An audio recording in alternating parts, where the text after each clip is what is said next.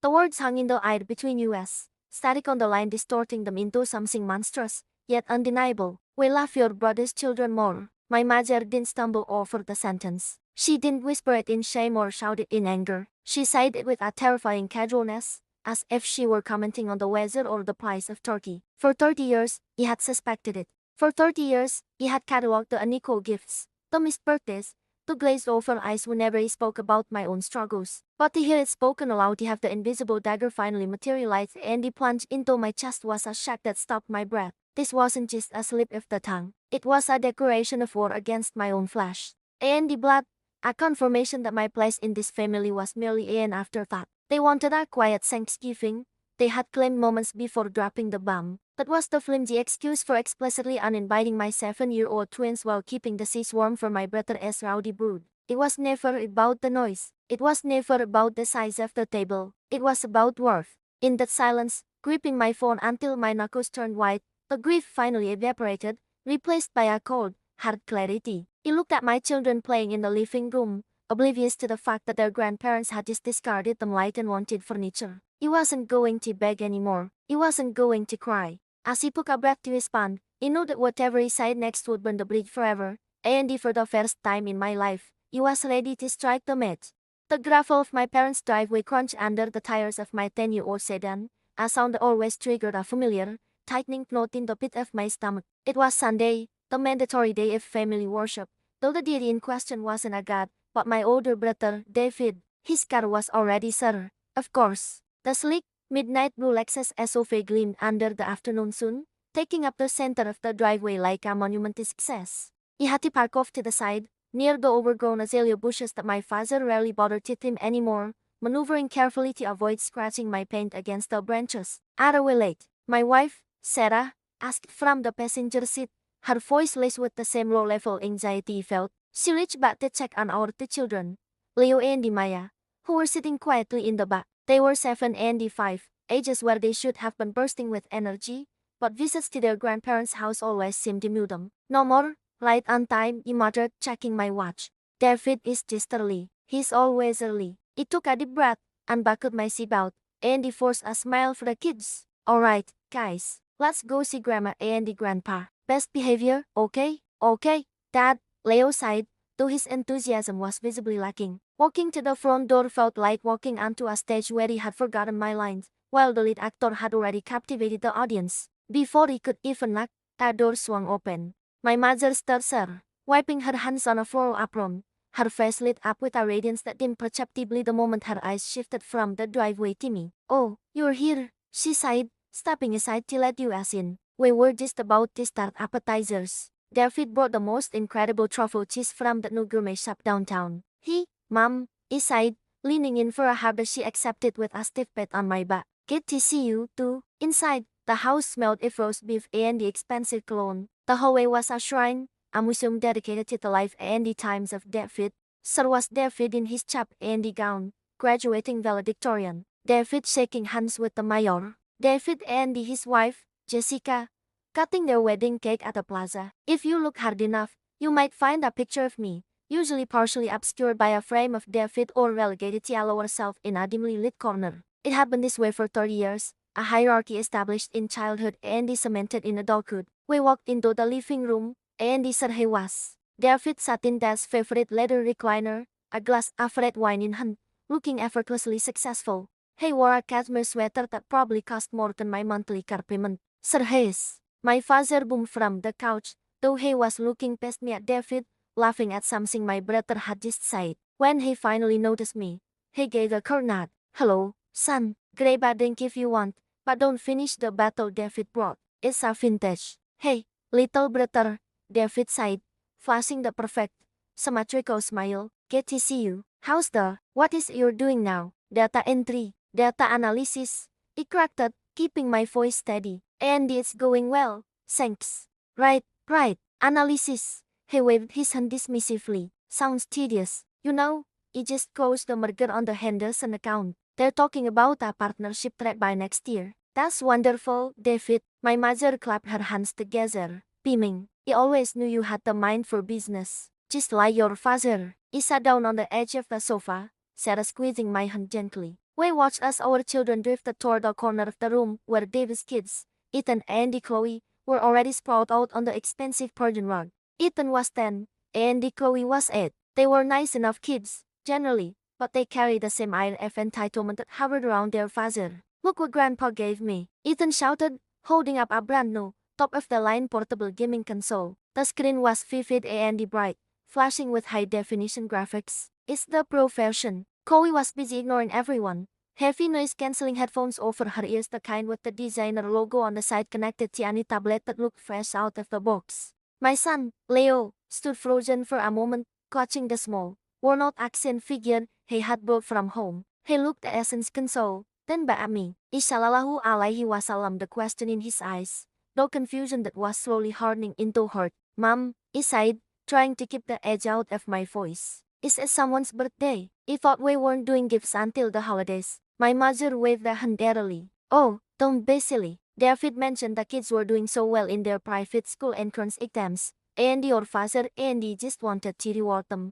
Positive reinforcement, you know. Leo got an on his math test last week, Sarah interjected, her voice polite but firm. That's nice, dear, my father grunted, barely looking away from the television where he and David were now discussing stock options. Public school standards aren't what they used to be, though. Hard to compare. The dismissal hung in the air, heavy and suffocating. He watched Leo shrink into himself. He sat down on the carpet, keeping a safe distance from his cousins and their gleaming electronics. Actually, my mother sighed, bustling over to a side table. Since you're here, I'd pick up a little something for you two, just so they don't feel left out. My heart sank. I knew what was coming. It was apparent, as predictable as the tides. She pulled out a plastic grocery bag, not a gift bag, just a wrinkled plastic sack, and fished out 2 items. Here you go, she sighed, handing them to Leo and Maya. Leo took the object. It was a plastic pedal ball set, the kind you find in the clearance bin of a dollar store. The packaging was yellowed, and the rubber band looked brittle. Maya received a generic coloring book, the paper gray and rough, along with a small box of 4 crayons. Say thank you to Grandma, he sighed, the words tasting like ash in my mouth. Thank you, Grandma, the choro said softly. Be careful with that, my father warned from the recliner, eyeing the pedal ball. I don't want you breaking anything in here. Ethan, show them how to play the game on your Switch, why don't you? But don't let them get sticky fingers on it. It's okay, Leo sighed quietly. I'll just watch. The contrast was so stark it was physically painful. Ethan was holding a $500 device, a reward for existing as David's son. Leo was holding a 50-cent toy that would likely snap within the hour, a token acknowledgement of his existence. It wasn't about the money. It could buy Leo a game console. It was about the message. The message was loud and clear.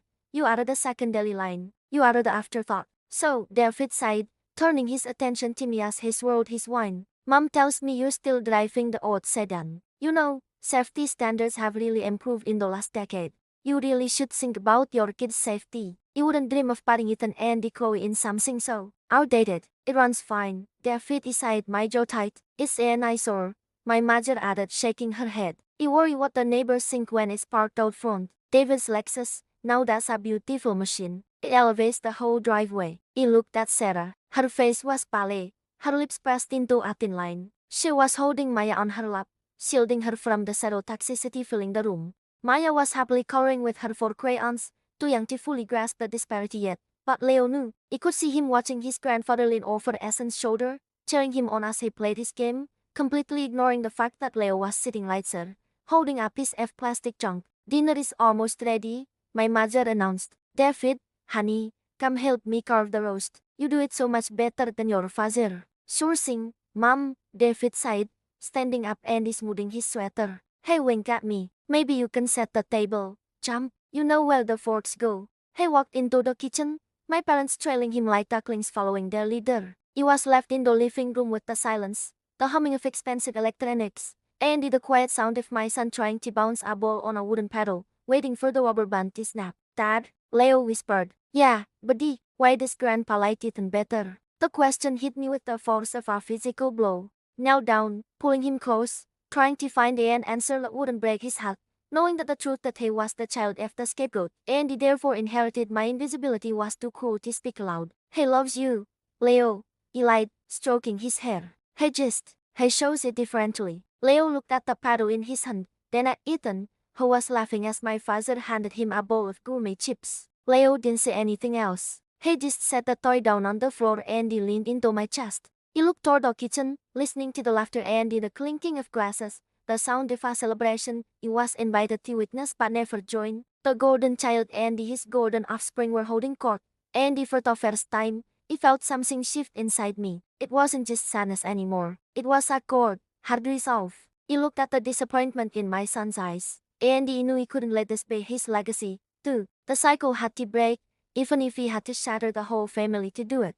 The scorecard in my head had been tallying up points for years, a mental ledger he desperately wished he could throw away. For a long time, I convinced myself that he was being petty, that jealousy was a green-eyed monster whispering lies into my ear. But evidence, tangible and undeniable, has a way of silencing the part of you that wants to believe the best in people, even when those people are your own parents. The favoritism wasn't just about the material things, though those were the easiest to point at. It permeated our very air we breathed, a heavy fog that settled over every family gathering, suffocating my attempts to belong. It was the time. That was the currency that hurt the most.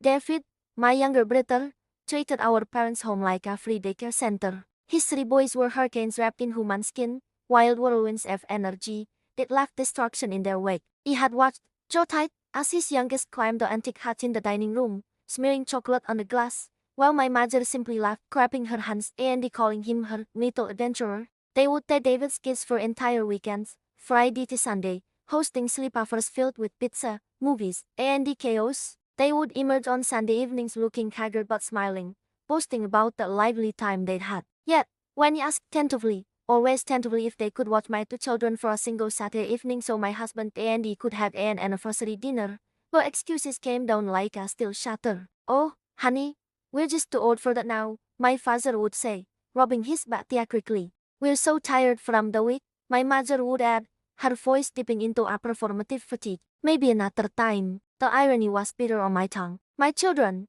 Leo and Mia, were quiet souls. They liked to read. They drew in sketchbooks. They sighed praise and they sang you without being prodded. They would have sat on the living room rod and colored for 3 hours without making a sound. But my parents weren't too old for the chaos of David's house. They were only too old for the peace of mind. It wasn't about stamina. It was about preference. They preferred the noise of David's life because they preferred David. He swallowed the rejection for years, making excuses to my husband, covering for them to my children. But the dam broke on Mia's birthday. We had organized a small family gathering in our backyard. Mia turned it that day. She had been asking for a specific art set for months, the kind with the pastels and the easel. When my parents arrived, they handed her a small, flat bag. Inside was a generic, drugstore coloring book and a pack of 6 crayons, the kind they give away at restaurants. The price tag, $2,99, was still stuck to the back. Mia, bless her heart, smiled and hugged them. "Thank you, Grandma. Thank you,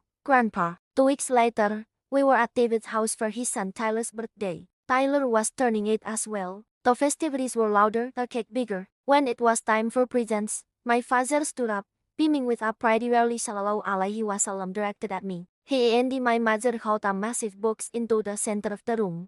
Tyler tore into it like a feral animal, shredding the paper to reveal a brand new, high-end gaming console, the one that cost nearly $500. "When knew you really wanted it, champ?" My dad boomed, ruffling Tyler's hair. The silence in my head was deafening. He looked at Mia. She was sitting in the corner, holding her juice box, staring at the console and then at her grandparents. She didn't cry. She didn't throw a tantrum. She just looked resigned, as if she was learning a lesson about her place in the world that no more 8-year-old should have to learn. The look shattered me. It broke the lock he had kept on my mouth for 3 decades. He waited until the party wound down. He waited until the kids were distracted with the knee game and David was outside smoking. My parents were in the kitchen, stacking plates, buzzing with the energy they always seemed to find for David. "We need to talk," he said. My voice didn't shake, which surprised me. It was cold, steady, and terrifyingly calm. My mother glanced up, a dirty plate in her hand. "Now, we're helping David clean up, sweetie. Can it wait?"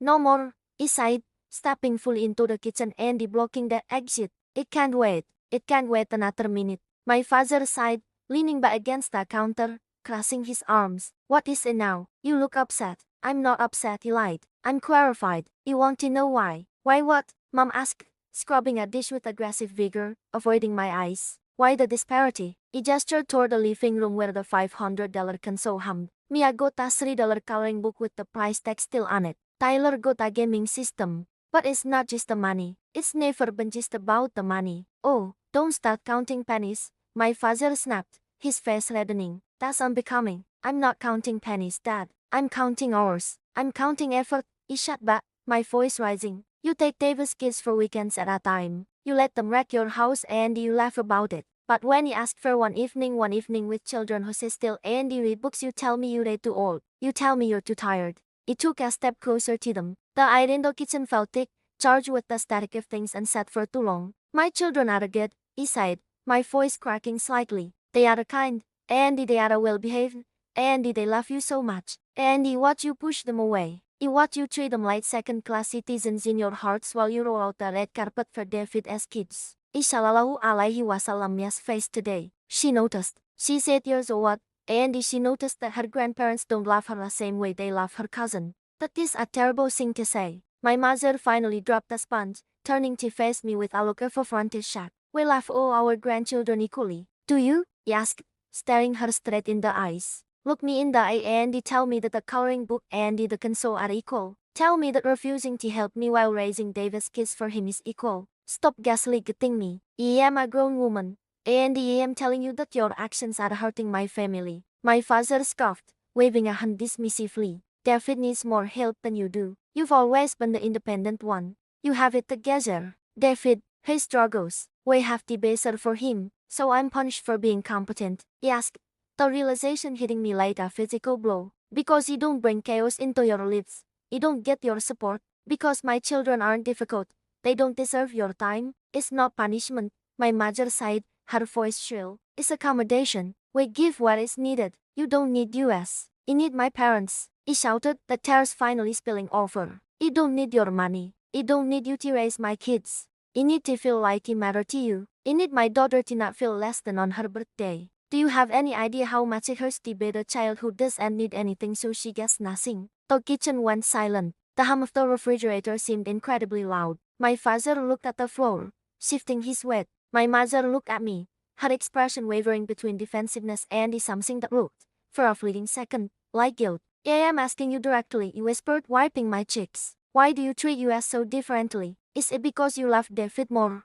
Or is it because he simply don't demand enough of you, so you give me the scraps? My mother reached out, her hand hovering in the air between us, trembling slightly. We didn't think you cared about the gifts. You always said you didn't want the kids spoiled. It's not about the object, he sighed, exhausted. It's about the thought. And the thought was that Tyler was worth a grand gesture, and Mia was worth an afterthought at the checkout counter. He looked at both of them, seeing them not as the giants of my childhood, but as two aging people caught in a pattern of enabling one child and neglecting the other. I can't do this anymore, he sighed. Icha and bring my children round to be spectators to your love for David as family. Unless you can acknowledge this, unless you can admit that this disparity exists and he promised to fix it, Icha, and let them be hurt like this again. My father finally looked up. His eyes were hard, but there was a flicker of uncertainty in them. Are you threatening to keep the grandkids away? I'm not threatening, he sighed, turning to leave the kitchen. I'm pleading. I'm pleading with you to be grandparents to all of them, not just the ones who make the most noise. But if you can't do that, then yes, you have to protect them, even from you. He walked out of the kitchen, leaving them standing amidst the dirty dishes of a party thrown for the golden child, hoping that the silence he left behind would speak louder than my shouting ever could. The silence that followed my question was not empty. It was heavy, suffocating, and pregnant with a toxicity that had festered in this house for decades. He watched my mother's fingers trace the rim of her porcelain teacup, her eyes refusing to meet mine, while my father sat by in his armchair with his arms crossed, his expression unreadable but distinctly annoyed. He had finally gathered the courage to ask why the disparities were so glaring, why David's children were treated like royalty while mine were treated like inconveniences. He expected denial. He expected them to tell me he was imagining things, to gaslight me with soft words and confused smiles. He was not prepared for the truth. My mother finally looked up, her gaze steady and terrifyingly void of empathy. She set the tube down with a delicate clink that sounded like a gunshot in the quiet room. She didn't sigh, and she didn't apologize. She simply shrugged, a small, dismissal movement of her shoulders that shattered my world. If you want the honest truth, she sighed, her voice calm and level, we love your brother's children more. The eye left my lungs in a violent rush. It felt a physical blow to my chest, as if an invisible fist had punched through my ribcage and seized my heart. I opened my mouth to speak, to scream, to demand a retraction, but no more sound came out. I just stared at them, standing to paralysis by the sheer brutality of the omission. My father nodded in agreement, unfolding his arms to gesture vaguely in the air. It's nothing personal, he added, as if discussing a preference for tea or for coffee rather than the emotional neglect of his own grandchildren. We just simply click better with David's family. His kids are easier. They fit with us better. You know how it is. Easier, I choked out, my voice trembling. They are the children. My children are the children. How can you say that? See, this is exactly what we mean. My mother interrupted, her tone sharpening with irritation. She looked at me not with a mother's laugh, but with a critic's disdain. You are always so sensitive. You make everything into a drama. It's exhausting. I'm talking about love, he whispered, tears blurring my vision. I am talking about you ignoring my son's birthday while buying David a starter a car.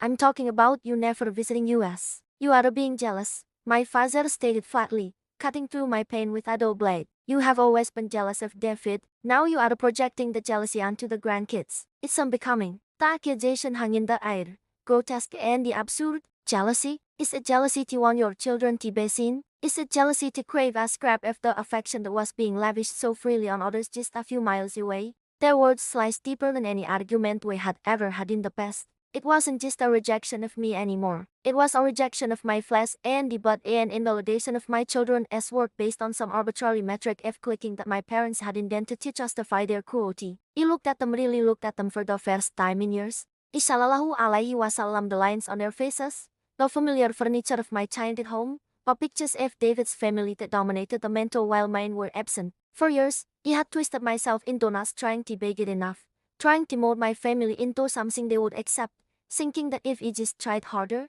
the playing field would level. But in that moment of raw, agonizing honesty, the illusion died. The pain was immense, a hollow ache that seemed to expand from my solar plexus to the tips of my fingers. It was the morning of a dream, the dream of a loving, equitable family. However, as the shock began to recede, it was replaced by a different sensation. It started as a small spark in the center of my grate and rapidly fanned into a roaring flame. It was clarity. Cold, sharp, absolute clarity. I thought of my son, waiting at home, asking when Grandma and Grandpa were coming over. I thought of my daughter, who had drawn a picture for them but was currently sitting on my kitchen counter, likely destined for the test if he brought it here. Why was he fighting for the approval of people who could look me in the eye and admit they didn't love my children as much as their cousins? Why was he exposing my innocent kids to this hierarchy of affection, where they would always be destined to lose? A fierce resolve stiffened my spine. The trembling in my hands stopped. The tears that had threatened to spill over evaporated, dried up by the heat of my sudden, protective anger. I realized then that he wasn't just fighting for myself. He was the gatekeeper for my children's souls. If he stayed, if he accepted this truth and he kept coming back, he would be complicit in their heartbreak. He would be teaching them that love is conditional, that they are second best, and that they must beg for scraps from the table. He stood up. The movement was sudden enough that my mother blinked, her mask of indifference slipping for a fraction of a second. You're right, he sighed. My voice sounded strange in my own ears, devoid of the pleading tone he had used with them for 30 years. It was hard as granite. He had been jealous. He was jealous if the love David got because he thought it was something he could earn if he was just good enough. But you see now that it's not about me, and it's not about my kids. It's about you. Don't start asking, my father warned, gripping the armrests of his chair. There is no more sin, he replied calmly. You said you click better with David's family. You said you love them more. I believe you. And because you love my children more than you desire your approval, I'm going to make sure they never feel the weight of that preference ever again. My mother scoffed, rolling her eyes. Oh, stop being dramatic. Sit down. No more, he sighed. He picked up my purse, the leather strap feeling like a weapon in my grip. I'm done. I am done exposing them to this toxicity. I am done trying to force a relationship that you clearly feel as a burden. You have your favorites. Keep them, but you don't get access to my children just to make them feel small. You're threatening us. My father asked, his face reddening. You'd keep our grandchildren from us. You just admitted you don't care for them, he countered, walking toward the door. The hallway felt miles long, but every step made me feel lighter. You don't get to have it both ways. You do and get to treat them like second-class citizens and then play the victim when you protect them. He reached for the doorknob, the brass cord against my palm. He paused, looking back at them one last time. They sat there, frozen in their judgment, convinced of their righteousness, completely blind to the bring they had just burned. I hope the clicking is enough for you, he sighed softly, because it's all you have left of us. He opened the door and he stepped out into the cool evening air. The hurt was still there,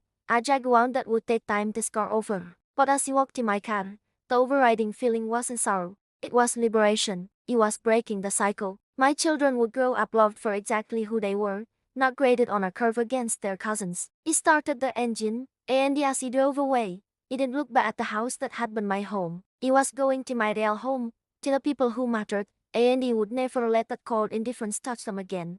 That knot in my stomach had been tightening steadily since the 1st of November, a physical manifestation of the dread that always accompanied the holiday season. In most households, Thanksgiving was a time of warmth, gratitude, and the pumpkin pie. In mine, it was a strategic battlefield where emotional landmines were buried under passive-aggressive compliments and the backhanded comments. When my phone buzzed on a Tuesday evening, displaying my mother's contact photo, the air in the kitchen seemed to drop 10 degrees. My husband, Mark, looked up from his book, his eyes narrowing slightly as he sallallahu alaihi wasallam the core ID. He knew the drill. He took a deep breath, steeling myself for the usual critique of my parenting or my career, and he answered, "Hello, Majar," he sighed, trying to keep my voice neutral. "Hello, darling," she could, her tone dripping with a sugary sweetness that usually preceded a bitter pill. "I'm just calling to finalize the details for Thanksgiving dinner next week. He wanted to make sure you and the Mac are still coming." "Of course," he replied, leaning against the counter and watching my two children,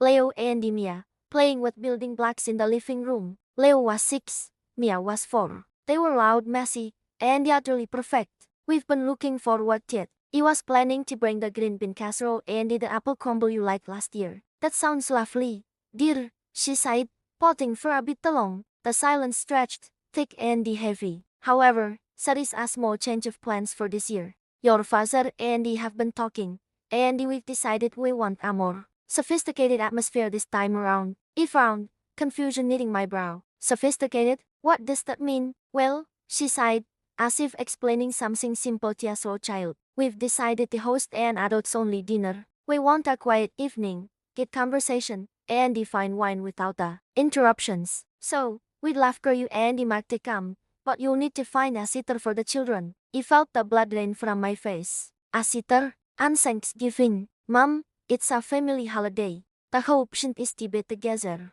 I know, she sighed dismissively. "But frankly, last year was a bit chaotic. We just want peace this year. Surely you understand. You and Mark deserve a break too. Just the adults." My grip on the phone tightened until my knuckles turned white. While he understood the desire for a quiet meal, the idea of excluding my children from their grandparents' Thanksgiving table felt wrong. It felt cold, but he was conditioned to please, to bend, to accommodate her whims to keep the peace. He looked at Leo, who was currently laughing as Mia knocked over his tower. "I don't know, Mom," he stammered. "Finding a sitter on Thanksgiving is nearly impossible, and honestly, our kids were really excited to see their cousins. They've been making drawings for Grandpa." "Oh, don't be dramatic," she snapped, the sweetness evaporating. "It's one dinner. You can leave them with Mark's parents, can't you?" "Mark's parents are in Florida," he reminded her, my patience fraying. "Look, let me talk to Mark. It feels strange to not have the kids, sir, especially if David and Sarah are going to be sir. He assumed they're getting a sitter too." There was a hesitation on the line, a sharp, intake of breath that she tried to disguise as a cough. The silence that followed was different from the first. It was guilty. "Well," she began, her voice pitching slightly higher. "That's actually different."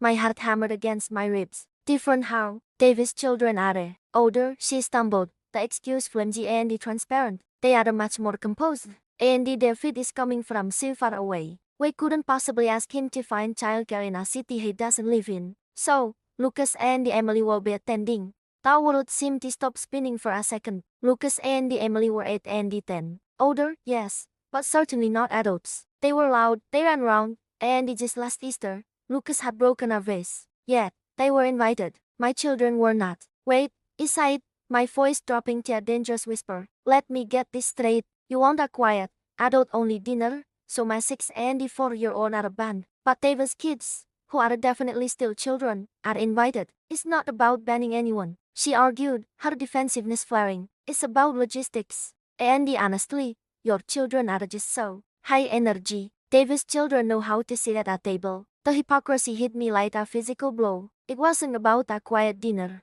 It wasn't about sophistication. It was about preference. It was the same narrative that had plagued my childhood. David was the golden child, and he was the afterthought. Now, she was inflicting the same trauma onto the next generation. She was marking my children as less than, as nuisances to be managed rather than family to be cherished. High energy, he repeated, my voice shaking with a mix of hurt and deriding fury. They are the children, Mom. They are your grandchildren. You are explicitly excluding them while welcoming Davis' kids. Do you have any idea how cruel that is? You are blowing this out of proportion, she scoffed. It's my house, and my dinner. If you can't respect my wishes for a peaceful evening, maybe you shouldn't come. He looked at Mark. He had put his book down and he was standing next to me now, sensing the shift in my energy. He placed a hand on my shoulder, a silent anchor. He looked back at my children. Mia was holding a book up to the light, her face pure innocence. She didn't know that her grandmother considered her a burden. She didn't know that she wasn't good enough for the family table. And he swore,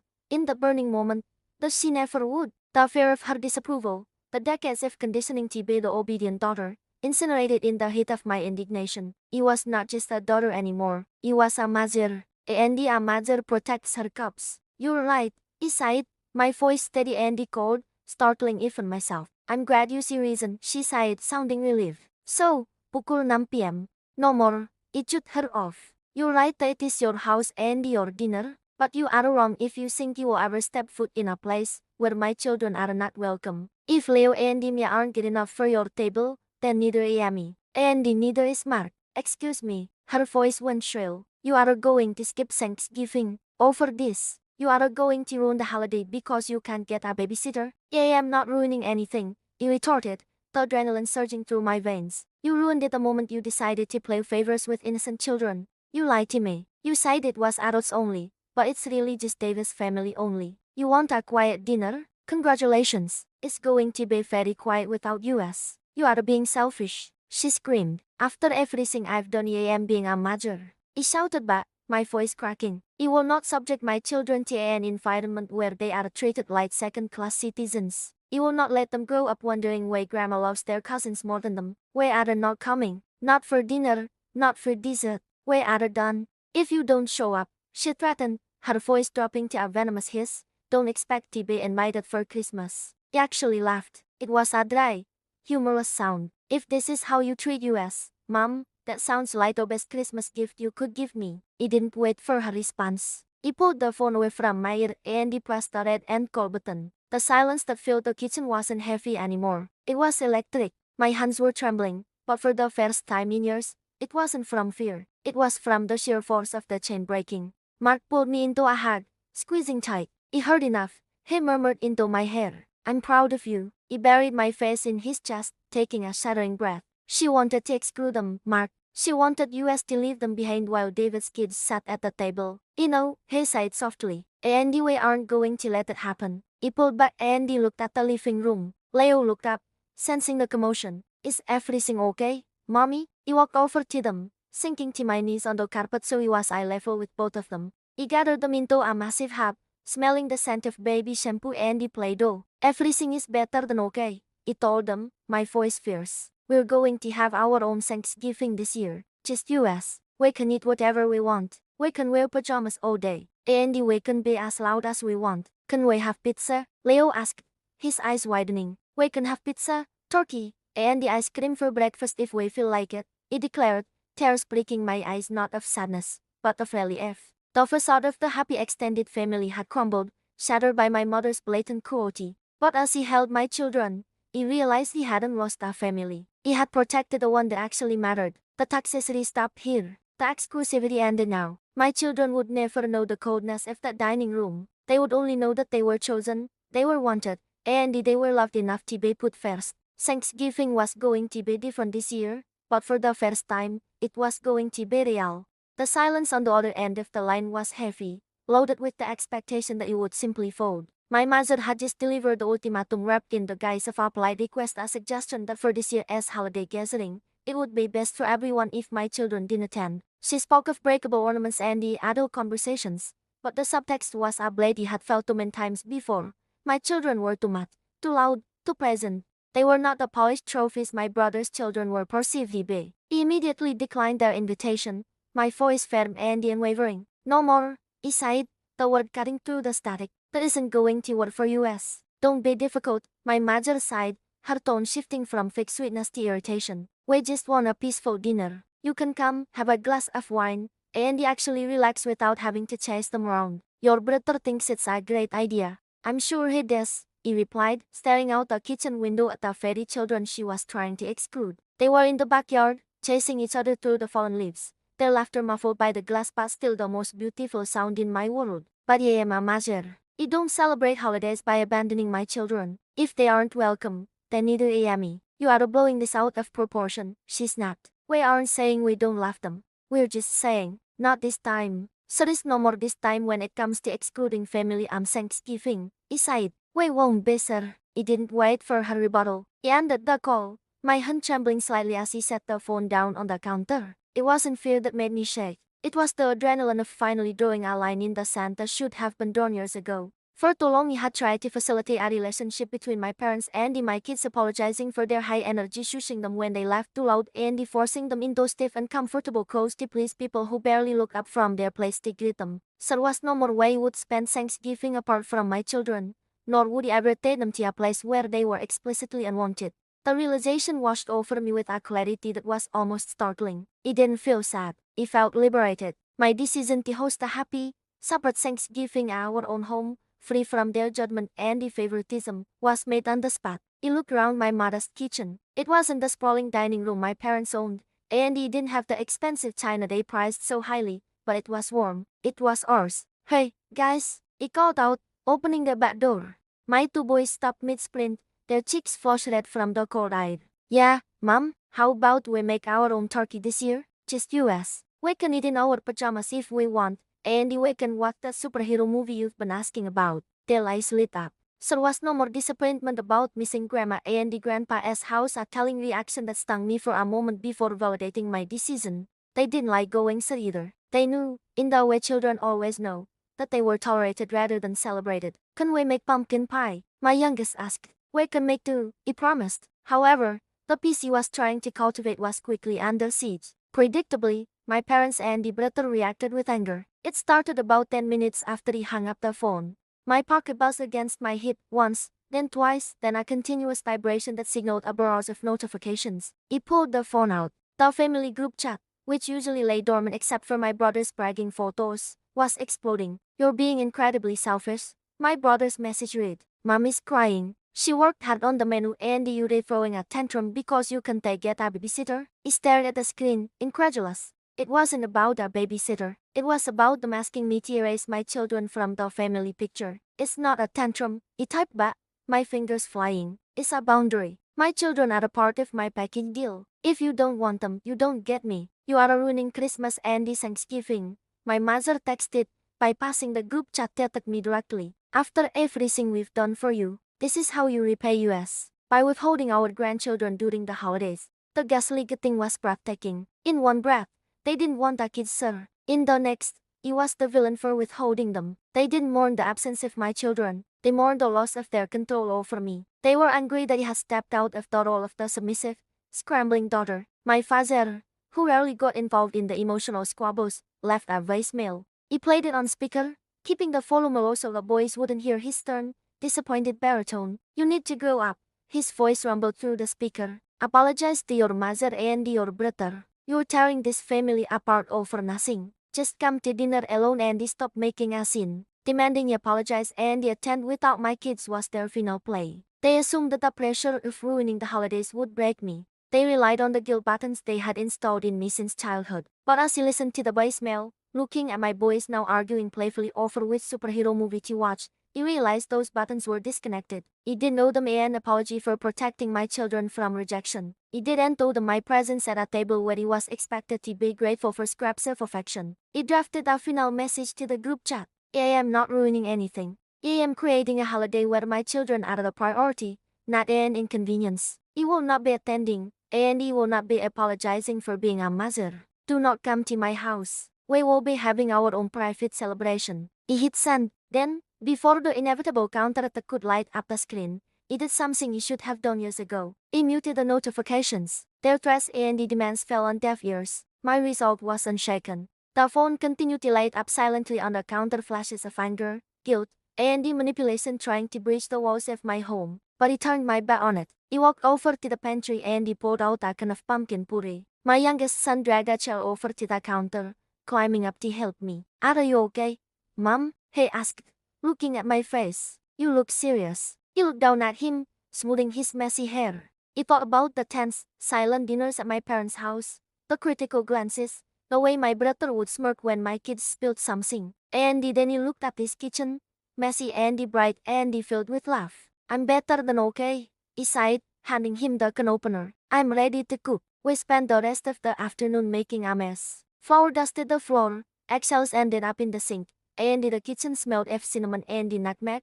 We laughed until our sides hurt. For the first time in my adult life, the looming shadow of the holidays had vanished, replaced by a genuine, unforced joy. He wasn't just defending my children, he was teaching them that they were worthy of being in spaces where they were fully, enthusiastically wanted. And if that space had to be created by burning a bridge, then he would stand in the warmth of the fire and watch it burn. The silence that followed the disconnection of the call was not empty. It was heavy, vibrating with the echoes of years of accumulated grief. My hand trembled as he placed the phone on the kitchen counter, the screen going black, effectively severing the digital umbilical cord that had strangled my happiness for as long as he could remember. He had done it. He had uttered the words that he had practiced in the shower, in the car, and in the sleepless hours of the early morning. He had told my parents that until they could respect my boundaries, they would no more longer have access to me or my children. Are you okay? My husband asked, his voice soft, stepping into the kitchen with a hesitation that broke my heart. He had watched me crumble under their criticism for a decade, holding me together every time they decided it wasn't enough. It seemed so. He breathed out, leaning into his embrace. It's done. No more contact. The days that followed were a bizarre mix of liberation and phantom pain. My phone, usually a source of anxiety whenever it buzzed, became a quiet object. He had blocked their numbers. He had blocked their emails. The only channel left open was a narrow, heavily guarded bridge to my brother. He was the golden child, the one who could do no more wrong, and while he wasn't the architect of my misery, he had certainly benefited from the structure. It couldn't shut him off completely, not yet, but he initiated low contact. When he called 3 days later, his tone was frantic, a proxy for our mother's rage. You can't just do this, he sighed, his voice tinny through the speaker. Mommy's losing her mind. She says you're being ungrateful. After everything they've bought for the kids, after the tuition help, the money always came with strings. David, he replied, my voice surprisingly steady. And those strings were turning into nooses. I'm not asking you to pick sides, but I am telling you that I am done. If you want to see the kids, we can meet at the park. Just us. No more parents. If you try to ambush me with them, you walk away. That's the deal. Sir was a long pause on his end. He wasn't used to me having a backbone. He was used to the sister who apologized for taking up space. Fine, he grumbled. But you're ruining Christmas. No more, he whispered to the empty room after we hung up. I'm saving it.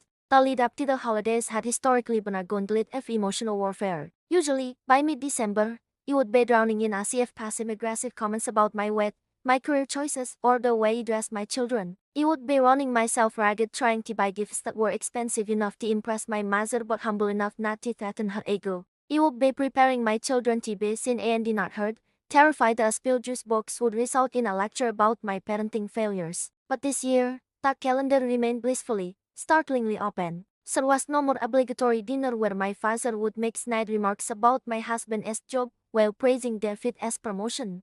There was no more family meeting where my mother would compare my children's grades to their cousins, always finding my kids lacking. Instead, December 25 arrived with a quiet sunrise. He woke up without an alarm. There was no more rushing to pet the car, no more panic attack in the shower. He walked downstairs to find my husband making pancakes, music playing softly in the background, just not the frantic shouting that usually defined our mornings. When the children came running down, eyes wide with the magic of the morning, they didn't have to perform. They tore into their presents with reckless abandon. Paper flew everywhere. They squealed. They laughed. And for the first time in their lives, it didn't hush them. Look at this, my daughter shouted, holding up a simple art set. Mommy, look, is it, baby? It's beautiful. He cheered back, sitting on the floor with them, a mug of hot coffee in my hand. In the past, my mother would have been hovering, Don't make a mess. Why did you get her that? It's messy. Davis kissed good iPads. You know, why are your children so loud?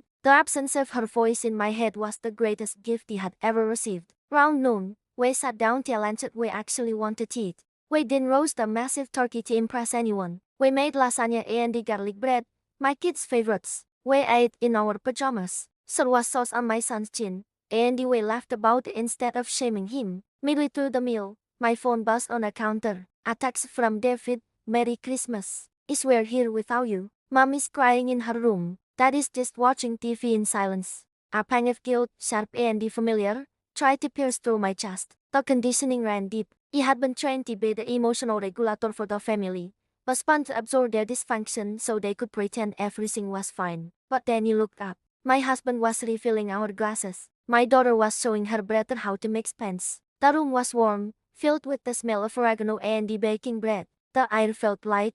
There was no more tension in my shoulders, no more knot in my stomach. I realized then that the chaos David described was not created by my absence. It had always been there. He had just stopped volunteering to be the target. He typed back, I hope you find some peace today, David. We are happy here. He put the phone in a drawer and he didn't look at it again for the rest of the day. As the evening wound down, we watched a movie. All four of us piled onto the sofa under a mountain of blankets. My son fell asleep with his head on my lap, his breathing deep and rhythmic. He stroked his hair, looking at his peaceful face, and the magnitude of what he had done finally hit me. My parents had used their financial support, the occasional check, the generous gifts as a way to buy ownership of my life. They believed that because they helped, they owned the right to hurt. They thought their favoritism toward David was justified, and that my role was to accept the scraps of affection they deigned to throw my way. By cutting off their support, he thought he would feel poor. He thought he would feel vulnerable without a safety net. But looking at my family,